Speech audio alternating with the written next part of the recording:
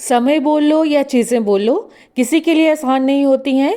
चीज़ों को या टाइम को अपने अकॉर्डिंग बनाने के लिए, उनको आसान करने के लिए हमें बहुत सारे एफर्ट्स डालने पड़ते हैं। तो वीडियो का थंबनेल देख के आपको आइडिया हो चुका है कि आज का जो वीडियो है वो किस टॉपिक से रिलेटेड है। तो चलिए फिर करते हैं वीडियो को शुरू। Let's get started. तो आज डेट है 27। आज जो है लास्ट डेट है अलाइड सर्विसेज की। होप करती हूँ कि आपने अपना फॉर्म फिल कर लिया होगा। स्टडी जो है आपकी शुरू हो चुकी है। तो जिसने फिल नहीं किया है वो आज रात 12 बजे तक फिल कर सकता है। And yes, I am also preparing for allied services. It's my actually third attempt. और इस बार का जो अटेम्प्ट है वो मेरे लिए थोड़ा चैलेंजिंग होने वाला है, क्योंकि इस बार मेरे पास ना एक न्यूबॉर्न बेबी है और एक स्कूल गोइंग बच्चा है जिसके एग्ज़ाम जो हैं वो नेक्स्ट मंथ से शुरू हैं।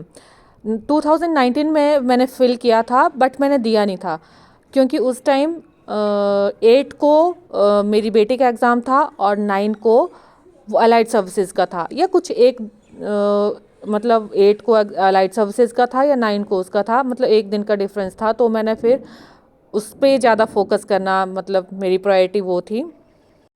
और इस एग्ज़ाम को जब हम फिल करते हैं ना तो हमें ज़्यादा टाइम नहीं मिलता है। ये 2 महीने के अंदर अंदर, ज़्यादा मैक्सिमम हमारे पास होता है 3 महीने का टाइम। क्योंकि जब भी मैंने फिल किया है ना, दिसंबर में ये फॉर्म निकलता है और मार्च में ये एग्ज़ाम हो जाता है कंडक्ट। और दो दो बच्चों के साथ घर का काम करना, खाना बनाना और बच्चे के काम करना, दूसरे बच्चे को पढ़ाना, और मैं ट्यूशन्स भी लेती हूँ। और ट्यूशन्स ना मैं बंद नहीं कर सकती हूँ, क्योंकि ये बच्चों का जो है लास्ट टाइम है, एग्ज़ाम टाइम है। तो बच्चे अब कहाँ जाएंगे, और कोई नया जो ट्यूशन वाला है ना वो यहाँ मतलब लास्ट में कोई लेता भी नहीं है। तो इसीलिए जो ट्यूशन है वो भी मुझे कंटिन्यू रखनी है, घर के काम है वो भी मुझे देखने हैं, और बच्चे की पढ़ाई तो मतलब प्रायोरिटी पे है, वो तो मैं उसको इग्नोर कर ही नहीं सकती हूँ। घर के काम मतलब ऊपर नीचे हो सकते हैं। तो मैंने 2 बार अलाइड सर्विसेज का दिया है और एक बार ना मैंने एनटी का दिया है। तो जो प्रीवियस ईयर के क्वेश्चन पेपर हैं वो भी मेरे पास हैं, सिलेबस मुझे आइडिया है कि क्या है। और सबसे मेन बात है ना, इस बार जो मेरा जो स्ट्रेंथ है बोल लो, या मुझे जो इजी लग रही है बात, वो ये है कि मैंने सारी चीज़ें ना पढ़ रखी है। वो सिर्फ मुझे रिकॉल करना है और अच्छे से पढ़ाई करनी है, क्योंकि जो पेपर का जो पैटर्न है ना वो काफ़ी हद तक जो है चेंज हो रहा है। और टाइम 2 बज रहे हैं, तो अब मैं 2 बजे से लेकर 4 बजे तक जो अपनी स्टडी है ना वो कंटिन्यू करूँगी, क्योंकि यहाँ इस टाइम तक सुबह से ही अब तक मुझे टाइम नहीं मिला है। 5:30 से लेकर 7:30 बजे तक मैं पढ़ती हूँ। फिर 7:30 बजे से मेरे जो ब्रेकफास्ट का या बाकी के काम हैं वो शुरू हो जाते हैं। दिन में बच्चों के काम शुरू हो जाते हैं। और मैंने अभी पढ़ाई शुरू की है 2 बजे। और आप बुक को देख के मुझे बताइए कि मैं कौन सा सब्जेक्ट कर रही हूँ, और अगर आपको आइडिया लग गया है तो मुझे कमेंट सेक्शन में बताना कि मैं क्या पढ़ रही हूँ। तो 2000 जो 17-18 और में एग्ज़ाम आए थे ना, तो वो मैंने दिए थे और काफ़ी क्लोज आकर मैं उनको क्लियर नहीं कर पाई थी। 1 या 2 नंबर से मेरा एक्चुअली रह गया था। और उस टाइम भी मैं ट्यूशन्स लेती थी, और उस टाइम ये था कि बच्चा मेरा थोड़ा सा बड़ा था, पर उसका टाइम मैंने ऐसे मैनेज किया था कि 4 से 6 जब ट्यूशन होती थी मैं उसको सुला देती थी। और छोटे बच्चे के साथ थोड़ा मैनेज करना मुश्किल होता है, क्योंकि इनका सोने का, उठने का, खाने का, पीने का कोई टाइम फिक्स नहीं होता है। और 2018 का वाला जो पेपर था ना, उस टाइम मुझे इतना कॉन्फिडेंस था कि इस बार मेरा क्लियर हो जाएगा। बट कोई बात नहीं, फेलियर्स जो होते हैं ना उनसे हम बहुत कुछ सीखते हैं। बहुत सारी कमियां थी, बहुत सारी बातें ऐसी थी जो मैंने सीखी हैं। कौन कौन से मेरे जो थी वीक पॉइंट्स थे, जो जिन पे मुझे काम करने की ज़रूरत है एक्चुअली, और मैंने काम किया भी है। और इतना टाइम जो था मैं फ्री नहीं बैठी हूँ, कुछ ना कुछ कर ही रही थी स्टडी से रिलेटेड। तो मतलब मैं अनटच नहीं हूँ, मैं कंटिन्यू मतलब कुछ ना कुछ कर ही रही हूँ। और किसी भी एग्ज़ाम को देने से पहले हमें सबसे पहले 2 चीज़ों का पता होना चाहिए। नंबर 1 है उस एग्ज़ाम का सिलेबस क्या है, और नंबर 2 है कि एग्ज़ाम से रिलेटेड जो भी प्रीवियस ईयर के क्वेश्चंस हैं वो हम सॉल्व करें। प्रीवियस ईयर का क्वेश्चन सॉल्व करने का फ़ायदा ये है कि हमें पैटर्न का आइडिया हो जाएगा कि जो पेपर है ना उसका क्या स्टैंडर्ड है, कहाँ कहाँ से क्वेश्चन जो हैं आ रहे हैं। और यहाँ मैं पढ़ रही हूँ हिस्ट्री। और हिस्ट्री के नोट्स ना मैंने पहले बनाए थे, पर वो नोटबुक मिसप्लेस हो गई है।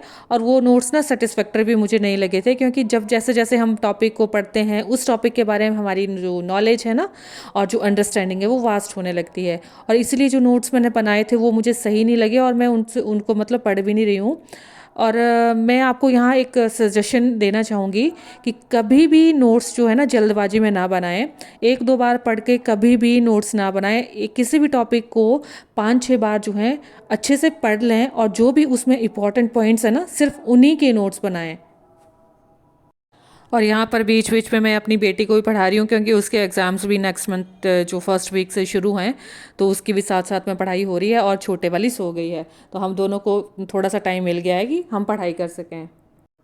और अगर आप चाहते हो कि मैं प्रीवियस ईयर के जो मेरे पास अलाइड सर्विसेज के 2 पेपर हैं और एक मैंने नायब तहसीलदार का भी दिया था 2018 में निकला था, वो वाला दिया था। 2022 वाला तो मैंने नहीं दिया है। अगर आप चाहते हो कि मैं वो डालूँ, वो सॉल्व पेपर हैं, वो जो ऑफिशियल आंसर की है उनसे मैंने जो आंसर है वो मैच किए हैं, तो मैं कमेंट सेक्शन में आप मुझे बता सकते हो, मैं वो नेक्स्ट वीडियो में ज़रूर डालने की कोशिश करूँगी। और मेरा फोकस जो है ना जो मेन चंक है पेपर का उसके ऊपर है, जैसे एचपी की हिस्ट्री हो गया और जो जीके है ना, और सीए हो गया, करंट अफेयर्स हो गया, तो इसके ऊपर ज़्यादा फोकस है क्योंकि मेजर पार्ट जो है ना इसमें ही कवर हो जाता है पेपर का। काफ़ी अच्छे जो स्कोरिंग मार्क्स हम जो हैं गेन कर सकते हैं अगर हमारा ये वाला जो पार्ट है वो क्लियर है तो। और बाकी का पार्ट जैसे डिज़ास्टर मैनेजमेंट हो गया, गांधीयन थॉट हो गया, साइंस हो गई, और जो मिसलेनियस जीके है वो भी एग्ज़ाम में आते हैं, लेकिन मैं उनको थोड़े दिन पहले पढ़ूँगी एग्ज़ाम के। एक्चुअली गांधीयन थॉट्स में से भी काफ़ी क्वेश्चन आते हैं और ये सारा ना मैं ऑनलाइन ही पढ़ूँगी, ऑनलाइन सोर्सेज से। इसके लिए मैं कोई बुक रेफ़र नहीं कर रही हूँ। और साइंस तो मेरी क्लियर ही है क्योंकि मैं साइंस बैकग्राउंड से आती हूँ, तो साइंस में मुझे कोई प्रॉब्लम नहीं है। 6 to 10 जो साइंस है वो मेरी क्लियर है। और जो बच्चे साइंस बैकग्राउंड से आते हैं ना, फर्स्ट टाइम उन्हें ये हिस्ट्री, पॉलिटी और जियोग्राफी पढ़ने में थोड़ी डिफ़िकल्टी हो सकती है, बट आप 3-4 बार पढ़ोगे तो आपको चीज़ें समझ आने लगेगी। और पेपर के लिए थोड़ा टाइम भी कम होता है इसके लिए, तो आपको ज़्यादा से ज़्यादा टाइम जो है इसके लिए डिवोट करना है, आप जितना ज़्यादा टाइम हो सके। देखो, कोई भी कितना भी इंटेलिजेंट हो ना, 1 या 2 बार पढ़ के किसी को भी चीज़ें क्लियर नहीं होती हैं। हमें चीज़ें 3-4 बार एक टॉपिक को अच्छे से पढ़ना पड़ता है, तभी हमें दिमाग में जो है वो बैठता है, समझ आने लगती है उस टॉपिक से रिलेटेड। और हिस्ट्री ये चीज़ें होगी, अगर आप साइंस बैकग्राउंड से हो तो थोड़ा सा 10 तक तो पढ़ा है लेकिन चीज़ें भूल जाती हैं। और जिनका आर्ट्स बैकग्राउंड है उनके लिए तो बहुत अच्छा है वो तो। और करंट अफेयर मैं ऑनलाइन सोर्सेज से ही कर रही हूँ, इसके लिए कोई बुक या मैगज़ीन मैं फ़िलहाल नहीं ले रही हूँ। अगर फ्यूचर में कभी यूज़ करूँगी तो आपके साथ पक्का शेयर करूँगी। और ऑनलाइन सोर्सेज जब भी आप यूज़ करते हो तो आपने इधर उधर नहीं भटकना है। 1 या 2 चैनल होते हैं ना, उनके साथ स्टिक रहो और बस उन्हीं से करो, क्योंकि जब हम स्क्रॉल करने लगते हैं ना एक चैनल से, पता नहीं हम कहाँ पहुँच जाते हैं, और पहुँचते पहुँचते ना फिर हमारा दिमाग ख़राब हो जाता है और हम फिर फ़ोन बंद करके, बुक्स बंद करके फिर सोचते हैं कि कल पढ़ेंगे, या दिमाग में टेंशन हो जाती है कि ये तो बहुत पढ़ने को, हमें तो कुछ नहीं आता। और करंट अफेयर जो भी आप पढ़ रहे हो ना, या चाहे आप मंथली पढ़ रहे हो, वीकली पढ़ रहे हो और डेली पढ़ रहे हो, एक छोटी सी नोटबुक आपने बनानी है और उसमें डेली के डेली या जब भी आप पढ़ रहे हो तो आपने उसके नोट्स बनाने हैं। फिर आपको जो आपने 1 घंटे में पढ़ा है ना, तो वो 5 या 10 मिनट में आपको इजीली रिवाइज हो जाएगा। और मेन जो एग्ज़ाम है ना उसकी तैयारी भी साथ के साथ करनी है, जैसे हिंदी हो गया, इंग्लिश हो गया और ऐसे हो गया, तो इसकी तैयारी भी साथ के साथ किए जानी है, क्योंकि उस टाइम फिर 2 महीने का हमें टाइम मिलता है और इतना टाइम भी नहीं होता है कि हम तैयारी कर सकें। उस टाइम तो रिवीजन ही होता है। और मेरे जो फेवरेट सब्जेक्ट है ना वो है अब हिस्ट्री, एचपी और polity and current affair obviously. और आप मुझे कमेंट सेक्शन में बताइए कि आपके जो फेवरेट सब्जेक्ट हैं वो कौन कौन से हैं। और यहाँ पर मैंने हिस्ट्री के जो मेन मेन पॉइंट है ना टॉपिक से रिलेटेड वो लिखना शुरू किए हैं। एक्चुअली मेरी शुरू से ना आदत है कि जो भी टॉपिक मैं पढ़ती हूँ ना उसके जो मेन पॉइंट्स होते हैं वो मैं नोटबुक में नोट कर लेती हूँ। और अगर आपने अभी तक एग्ज़ाम की तैयारी शुरू नहीं की है तो अभी शुरू कर दें, क्योंकि इस एग्ज़ाम का ना कोई फ़िक्स टाइम टेबल नहीं है कि ये फरवरी में होगा, मार्च में होगा या अप्रैल में होगा। क्योंकि एक बार जब मैंने दिया था तो दिसंबर में इसकी नोटिफिकेशन आई थी और फरवरी में हुआ था, और एक बार ये हुआ था मार्च में। और एक बार जब आप पढ़ाई कर रहे हो तो मतलब कि आप पढ़ाई ही कर रहे हो, आपका ध्यान फ़ोन पे या इधर उधर नहीं जाना चाहिए। पढ़ाई मीन्स पढ़ाई, पढ़ाई के time no phone, no friend, no WhatsApp, no other social media.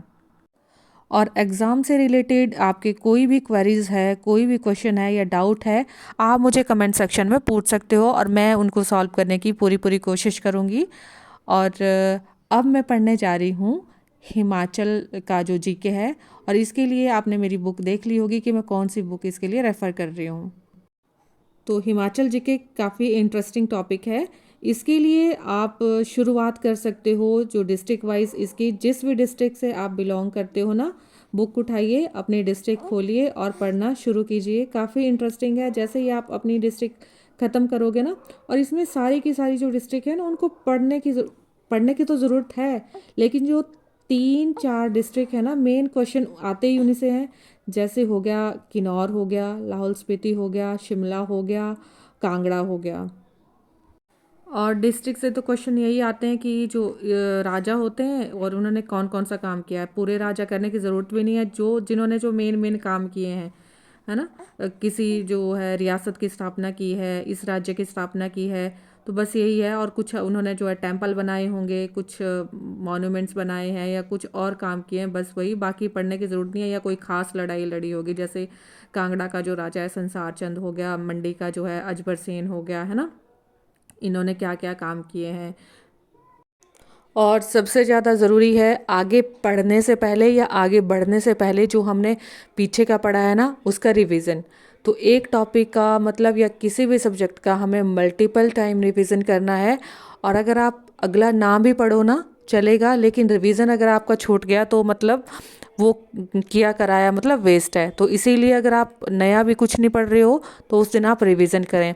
तो मैं ऐसे करती थी पहले, और अब भी ये कोशिश कर रही हूँ कि पूरा वीक में पढ़ती थी और सैटरडे संडे होता था मेरा रिवीजन का। उस दिन मैं रिवाइज करती थी और टेस्ट लेती थी अपने आप अपना।